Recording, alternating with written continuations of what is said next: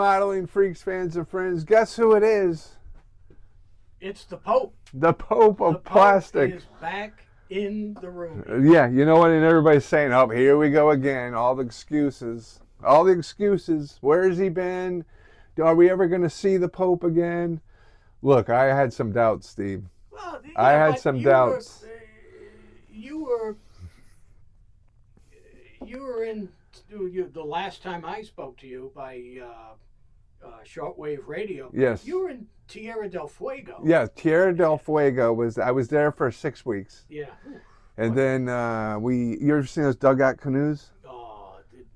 We paddled one of those 1,200 miles to a Bikini Atoll. Oh. And what a time we had. Oh, it must have been. It was wonderful. Scuba diving, wonderful. Wonderful.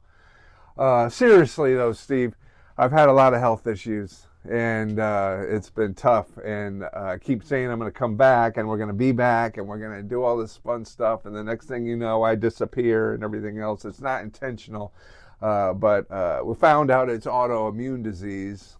And and they believe what I have is called lupus. So my new nickname is going to be Loopy Lupus. What do you think of that? Yeah, no, I like it. Yeah. So anyway, those who don't know, lupus apparently makes you extremely tired. It's tough to concentrate. It's tough to do things in long periods of time. And it was so anyway, I was having some struggles, Steve. Having struggles, but now that we know what it is, I'm doing much better. My attitude is better. I'm motivated again.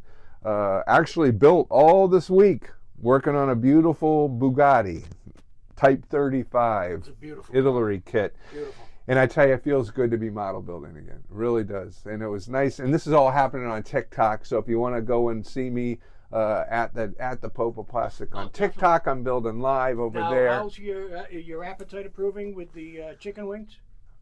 Well, the appetite never went away, as you can see. It's just what I should be eating and all that kind of stuff. And but anyway, I'm thrilled to be back here. I'm thrilled to have you back. And thank God, Harry and you guys. Harry texted me the day. He was like, "Are we ever going to see you again?" And I said, "Harry," I'm coming back. I'm going to be back. I'm going to be back this week, and here I am, Steve. I've been lost. My voice is kind of hoarse because to take my mind off the fact that you haven't been around. I know. I've been going to Ariana Grande concerts. Yes, Justin Bieber. yes. I can't. My throat is. I know. The last time I saw you, we went to go see Steve Vai, Joe Satriani, and my dear friend Kenny Aronoff plays drums. Remember, we got to go backstage and say hi to Kenny and everything. What a concert! Fantastic. What a concert that was. That was a great venue and an incredible concert. If you were a guitar, even if you remotely like guitar, that was amazing, right? And I posted some videos on TikTok if you want to go see them of the concert of you and I. And that was the last time I really went out and did anything. That was fantastic. What a show. Fantastic. What a show. And Kenny, what a great guy, isn't he? Wonderful guy. That was an excellent night. Yes. So anyway, I'm happy to be back, and if you want to call me loopy or whatever, I was loopy before. Now I'm really loopy, legitimately loopy. But happy to be back, excited to be back, and hopefully I can't promise, but I think this is going to be back. And watch your fingers, Steve, because keep getting them in the videos that we keep making.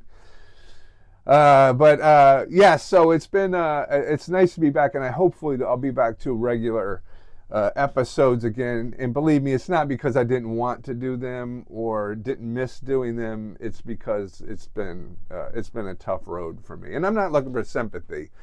I'm just kind of letting you know what's been going on. And listen, I'm an American disabled military veteran. And this is an appeal to all my veteran friends out there. If you haven't gone to the VA, if you even think that you don't need the VA, I encourage you to go to the VA. I didn't know I needed the VA, and now I have VA health care, and I can't tell you how great the VA treats the veterans. I mean, and I know there's stories from the past, and some people say, "Oh, I've been there and I waited." I tell you, they treat you with respect. They get you what you need. I mean, I don't have a single bad thing to say about the VA.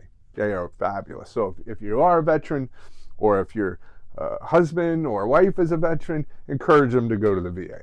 That's my public service announcement. It's a good announcement. You know, that's my public service announcement. Let's unbox some models. Isn't that what we're here for, Steve? We are. What are we doing? Do we have any idea what we're going to unbox today? I think we do. We have a couple gyms, a couple gyms out here to unbox. I think people will be excited about. We're going to do both automotive side, and we're going to do military side. Fantastic. What do you think of that? I think that's fantastic. Watch your fingers, Steve. Oh, no, sorry. Listen, so let's get right into it, shall we?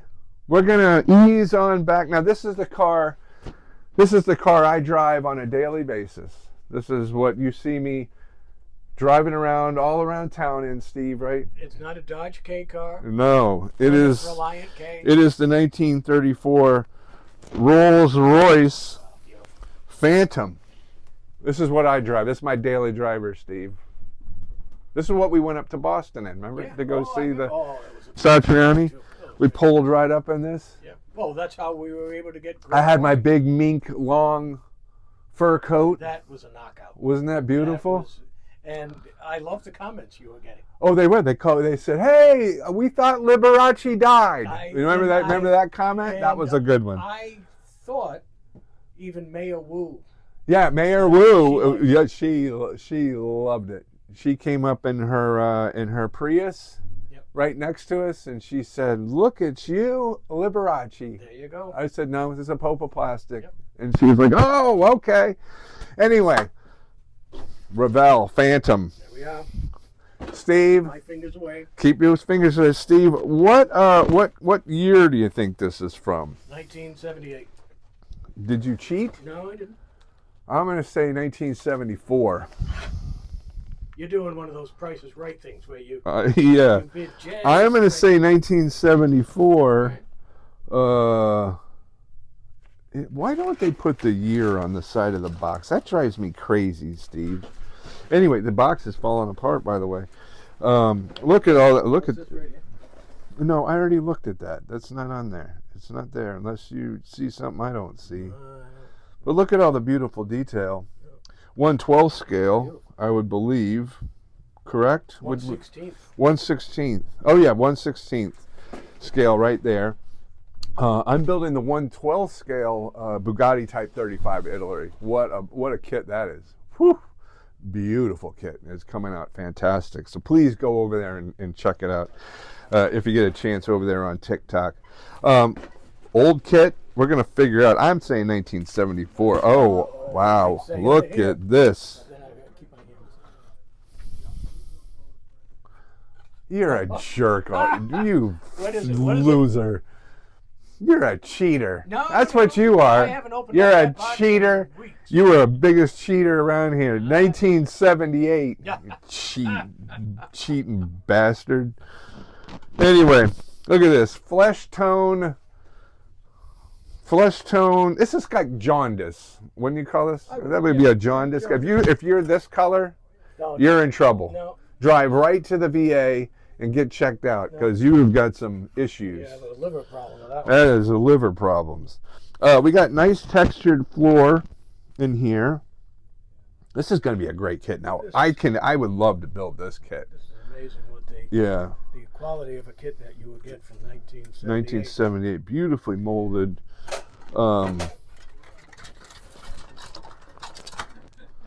The seats have nice texture on them. Nice texture. Everything's molded, fairly good, nice and clean. I don't see much flash. I redid my on the Bugatti.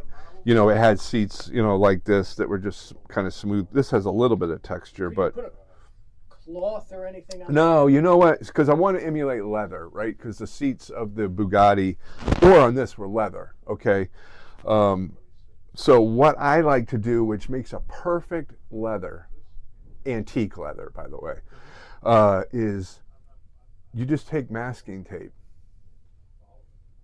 paper masking tape, your tan masking tape, and you apply it over carefully, and and make sure you get it all in the seams. And you have to kind of be a mini upholsterer when you're doing it, so you hide folds and all that kind of stuff. Yeah, At more practice, you'll get good at it. Put the seam of the tape in a fold. Yeah, exactly. And you got to kind of teach yourself that. But once you get it all done, and you smooth it down and everything else, and then you apply paint over it, the texture of the tape looks just like leather. And it gives it a really nice, realistic effect.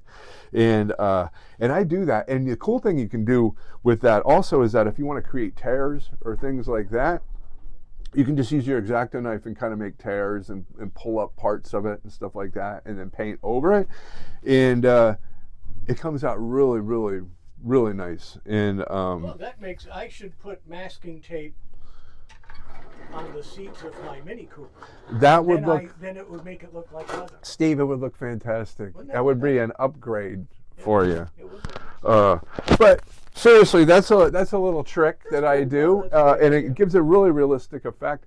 And you can also, which is kind of cool, at least with the Bugatti seats, I use a little sandpaper, and I'll sand like where they would have been sitting, on the edges. Especially for a race car, there are a lot of movement and everything else, so those seats start getting a little bit roughed up a little bit. So I go and I kind of sand areas so you get different textural differences, in the leather seating. I love going to a concourse where whether it's a vintage Ferrari, a Bugatti, anything, a Mercedes, and the beautiful patina that leather seats develop. Yes. And you can do that with that technique. On this car, particularly, I'm not looking for patina because I want it to look like it's racing, like it just came off the racetrack. So I'm not looking for patina. I'm looking for race weathering, So anyway, well, look at this. Comes with a cool tool set. Look at that, molded in there. That'll look great painted. And you got your roll back here. I don't know exactly what that's for. Tonneau cover, probably. Your firewall. Nice little details. It does have nice details. I see the potential in this kit for sure. I guess these are wheel covers for the spares, I would think. I think one thing you would want to do in this kit, most likely, is you might want to do re-spoke the wheels, which is a pain in the butt. I just did that on a Jaguar. Do you have pictures of the Jag? I do. Maybe I'll post them in this video so people can see the finished. That's the 1/8. 1/8 scale. Yeah. Jaguar, it came out. And I did it as a barn find because that's the way the gentleman wanted it. Nice. He wanted it the way it looked when it was found. I'll let the pictures speak for themselves, Steve, and we'll see what everybody thinks. What do you think of that? William Lyons approve? He might approve. William Lyons. Yes, Wayne Carini, all of these folks. William Lyons. Look at that chrome. Now, I'd get rid of all this chrome. I'd redo this all. I'd redo all of that. We have this, the engine. Where are the wheels? I don't see any other. Am I missing something? I only see the tires there. Oh no, because they're not spoked. Yeah. They're not spoked wheels. Steve, where did this kit come from? That just came from a collection. Wow, what a treat for us. Here's the chassis. Yeah, I'm going to move this over so people can see a little bit better. Exceptional kit. So, nice chassis, molded extremely well. When I was looking at this, a little bit of flash, but this is nothing. I was checking it out before you came in so I could get the right. Oh, so that's when you cheated and looked at the date, you loser. Anyway. No, this is. The block looks great. I love The when grill kids looks terrific. Nice texture on the grill. and you can do a lot with this. Oh, absolutely. Absolutely. Steering wheel looks good. Oh, even look at the wood grain on the instrument panel. What do you think of that on the dashboard? See the wood grain? Yeah. Wow, this is a nice kit. Just a couple. Here's the other half of the engine. We got our clear parts. Clear parts look good. We'll take a look. Nice. Got the molding of the little frame of the headlamp. Textured marker lights. That's good. This is a nice classic, that headlight. Yeah, I love that. I love that look on the vintage cars. This is a great kit for what year did it come out? 78? Well, you should know since you cheated. We got some wiring in here. Tires are rubber, real rubber tires. And then let's look at the old instruction booklet from Revell, from made in Japan. Look at that. Engine assembly. You're going to want to detail this engine, add more wiring, add all the spark plug wires and everything if you're doing it. It looks like, I guess the spark plugs are molded in. We got the Revell Club that everybody wants to join. What is this? I remember this. Getting the 9-piece toolkit. Remember that with the Pactra paints? Oh, yeah. Pactra. Look at that. Look at the cattle. I remember this. Oh my God, I remember looking at this and begging my parents to let me join so I could get the... Have that kid around. Yeah. Sikorsky. Do you? Oh yeah, we did it. We did that one a while back. Look at that. That's the Revell kits that we sent to my brother. Mm-hmm. Remember that? In Australia. Wow, what a memory lane. Beautiful. Now what is this? This is the history of the Phantom II Continental drop head coupe. Instructions are very clear and concise. No writing. You just got to follow the illustrations, which is good. Oh, here it is. Yeah, 1978. Doesn't look like a complicated model, Steve, but it's the bone. What do we like to say? You know, what do they say on that? What's the trendy thing to say? It's got good bones. Oh, good bones. This kit has really good bones. I could see you. Very nice. I could see you doing a lot with this kit in making a very. It's a beautiful subject too. If you could create an award-winning kit out of this for your next car model competition. And Steve, where could they get this if they wanted this model kit? Harry's Hobbies, right here in Norton, Massachusetts, is where you could actually get this kit. It's the epicenter of Massachusetts. You know what? And if you said, "Hey, I saw that buffoon, the Pope of Plastic, review the Phantom kit, and we hadn't seen him in a while. Why did you let him back in?" I think he'll give you a substantial discount on this. You know what I mean? Look, a great kit. Don't mind the box. No. Because what's inside is solid gold, Steve. It's fantastic. Solid gold. It's more desirable than a Fabergé egg. Remember when we took our dates to prom in this? When my dad let us borrow this, and we went to where did we go? We went to Beefeater restaurant. Oh, the Chateau de Ville. Yeah, and then we went out to the dance after that. Remember that? What a night that was! Beautiful. Wasn't that a great night? Oh, geez. You know, listening to Drinking 4 packs of Champale. Champale, remember that? Oh yeah. What a night! Little Bartles and James. Bartles and James. Wow. We had a few Bartles and James. Meatloaf playing on the radio. Meatloaf, a little Champale. What a kit, Steve. Okay, number 2. This is a special one, near and dear to my heart. This is going to be big. Near and dear to my heart because talking about the VA, talking about myself being a military veteran, and God bless all the veterans out there and the troops that are serving right now. This was the airplane that I flew on in the Air Force. Oh yes, ladies and gentlemen, the KC-135. Boy, does this bring back memories. I'm not talking about the model kit. I'm talking about the 135. Now, In the beginning, I flew on the EC-135, which was the Airborne Command Post, the 10th ACCS RAF Mildenhall, 3rd Air Force, and this was the airplane that I flew on. I flew on the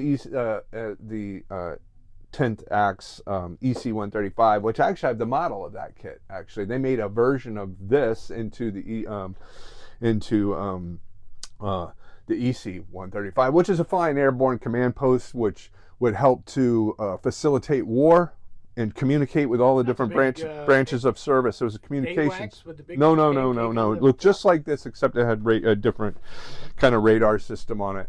And on the inside of the airplane, you had branches of every service talking to their different, commanders and everything else on the ground, so they could, have, facilitate action, between the different, coordinate action between different services. I was back here in the boom. That's where I was. And we were still able to do refueling and everything else. And that was RAF Mildenhall, where Air Force One just went and visited the troops over there at RAF Mildenhall. My salute to everybody at RAF Mildenhall, if anybody sees this. Loved it there. And then I moved to K.I. Sawyer Air Force Base, Michigan, which was B-52 base and 135s for refueling. And also KC-10s. KC-10s weren't stationed there, but we had them come in and out. KC-10 was the newer version based on the DC-10 refueler. KC-135 is based on the 707 commercial airliner. So, but fitted with fuel bladders and everything else, and boom, obviously. So anyway, so this is a by AMT Ertl. And Steve, what year is this kit? 1988. I just looked, so I'm not allowed to guess. You are off, my friend. 1988. Now, ironically, what did I say? You said 1988. 88, and what is it? Which would be a good guess because he's been in service during the 80s. You're holding off. Okay. And I thought it would be older than that. No. 1992. Anyway, great looking box. These kits, I have the EC-135 kit. I haven't built it yet, and I need to build it because it's, the plane that I was on. So our tail number. Still done by Italy. Oh, really? Oh, really? Cool. Tail number of our airplane at RF Mildenhall was 286, but we used to call it 286 because it always had problems. What do you think of that? Okay, so box again, not the greatest box, but nice mold, raised panel details, raised and recessed panel lines. I can tell you the shape is extremely accurate. No detail on the inside.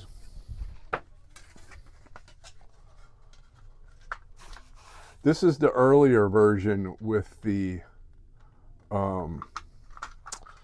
Pratt Whitney older, I forget the name of the engine that is on this, but it's an older version. I can't really tell. The fit seems like it's going to be okay. It's a little flimsy, so it's hard to get together, Steve. Bear with. Well, I'm not going to get it together, but anyway, nice size model. Going to look great. This would look great in an office, if you're a former guy that used to fly, or a current guy that flies, because these are still flying today. Very cool. We've got all of our. I'm not going to open this because I don't want to, but all the detail here is just like the top of the cockpit, just all your different panels. Now, since there isn't any detail on the inside, if you're a scratch building guy, you could certainly scratch build this interior area inside here. And it wouldn't be very complicated because there wasn't on these 135s, unless they're fitted with seats, which was very rare that they were fitted with seats in the main bay. It was normally used for cargo, so it was just a big wide open space. So you could find a model that has a cargo floor, and you could probably retrofit it into here, have the side access hatch open, you know, so you could see inside. I think that would be really cool if you're a scratch building guy. Oh, it has it. Look it has it. See, what was I saying? Look at that. No need to scratch build, Steve. It's all there. It's all there. Even boom pod area. So where we climb down in here and lay down, look out the back. Here, we're going to save these for later. Here's your glass. Oh, it's even got the controls up here molded in. Oh, that's nice. Looks nice, and it's nice and good detail too. Glass looks great. Nice and clear. Look at that.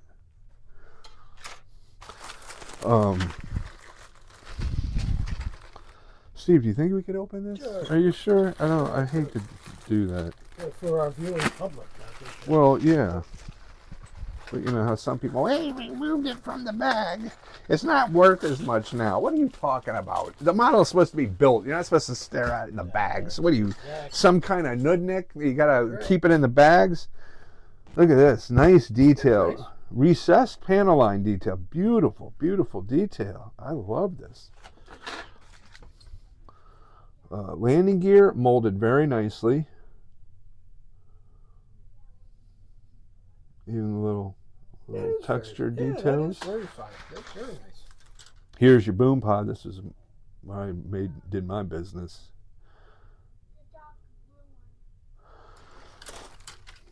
Look at this. Here's your, it gives you two different versions. So you can do a decaled control panel, instrument panel, or it's got the raised detail. How cool is that? Seats are beautifully molded. They are nice. Here's the jump seats, which I sat in. Oxygen bottles. Even your ladder to climb up. Very nice. Look at, here's where I used to lay down. Right here. See this? You would lay down right here in the center. And then these two ones right here were either for an observer or an instructor, or somebody who is doing your evaluation. So lay down next to you, watch what you're doing, talk to you, instruct you. How cool is that, huh? Tail wings, same thing. And then these wings, let's look at the engines. These are Pratt Whitney J. I can't remember. Right out in Hartford. I'm sure it'll say in the instruction. Here's your engines. The nacelles look great. Beautiful. Man, this is a nice model. This is a nice model, Steve. Beautiful model. Here's your wings. Beautiful wings. Beautiful. What a model this is.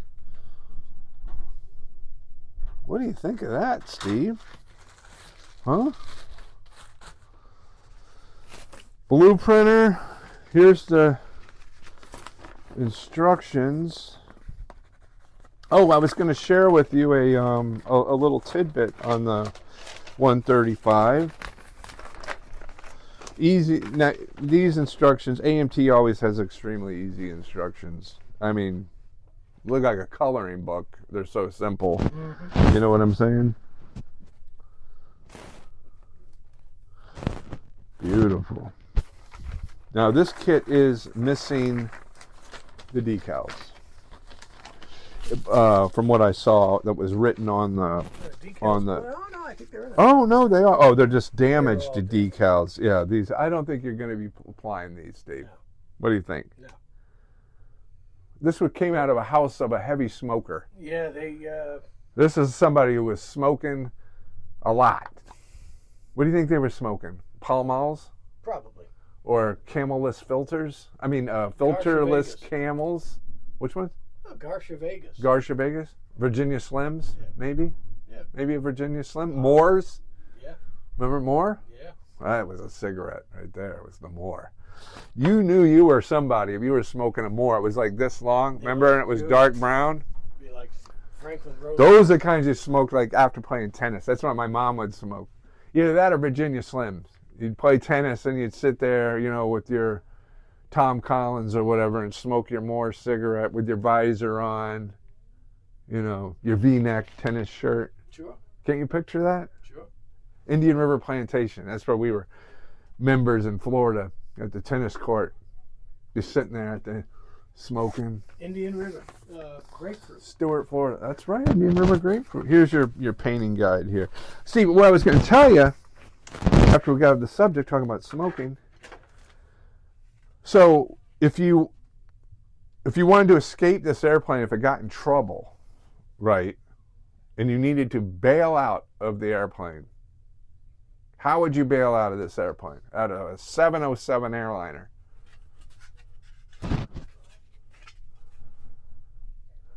Out the cargo door. No. No. You want me to explain? Any other guesses? Sure. No. Okay, the way that you bailed out of this airplane was this door right here you could open, right? And it would open, there was a steel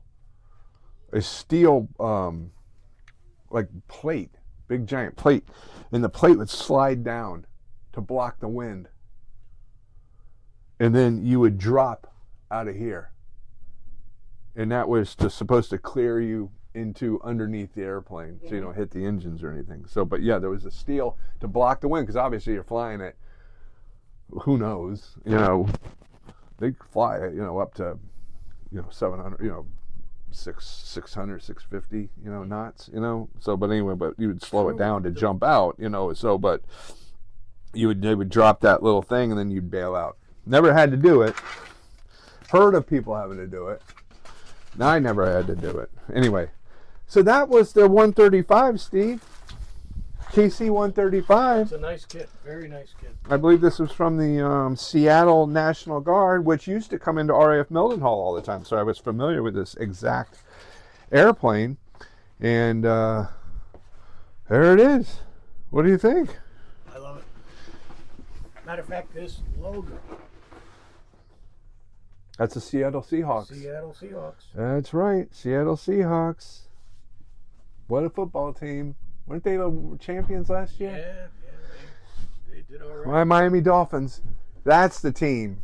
That's it. Your Miami Dolphins, too. I've been a Miami Dolphin fan for 55 So do I. I went in 1972. My dad went to the 1972 Super Bowl. Oh, How about that? My dad did banking for Joe Robbie. Joe Robbie. Joe Robbie Stadium. And one of the founding fathers of the Dolphins, Danny Thomas. Danny Thomas, absolutely. I remember Gary Apremian, Larry Zonka, Beautiful. One of my Bob Greasy. Zonka is my all-time favorite. What a football team. Undefeated. Never been done since. Nope. Patriots. They came close, and guess who beat them? The Dolphins. 18-1, but 17-0 trumps that anytime. I mean, that's the football. And this year they're going straight to the Super Bowl. Yeah. There's no doubt. Oh, no doubt. Miami is going to, we're going. Oh, put in your bets right now. Miami is on its way. You're going to hear that touchdown song. No, you're going to hear, Miami's got a Dolphin, the greatest football team. They move the ball from goal to goal like no one's ever seen. They're in there, they're on the ground, they're always in control. And when you say Miami, we're talking Super Bowl because we're the Miami Dolphins. Miami Dolphins. Miami Dolphins number one. Do. Miami Dolphins. Miami Dolphins. Miami Dolphins number one. What do you think? Only a true Miami fan would know that song. I love it. Dolphin Dan, the porpoise jumping out at the end of the end zone when he would scare a touchdown at the Orange Bowl. They used to have Flipper in the end zone. I used to go there all the time. My dad used to take me Monday Night Football all the time. What memories, Steve? It's beautiful. Steve, with that, I'm going to say, listen, it's good to be back. Good to see everybody. Glad to have you back. I hope everybody would come to Harry's. Call Harry. Tell him you want the 135. Tell him you want the Rolls Royce. It's the best hobby shop, bar none, in the world, I think. And, you bring Harry a Boston cream pie. Absolutely, or a plate of liver and onions. love it. He'll love it. He'll practically give you the store. That's right. You know what I'm saying? No, seriously, Steve, it's good to be back. It's good to see everybody. And again, I apologize, everybody. Not because I didn't want to be here, but we're here now. Steve, please check out my website, thepopoplastic.com. Please follow, like, and subscribe. Become a patron, if you could, of this channel. And check me out on TikTok. I'll be building live later today.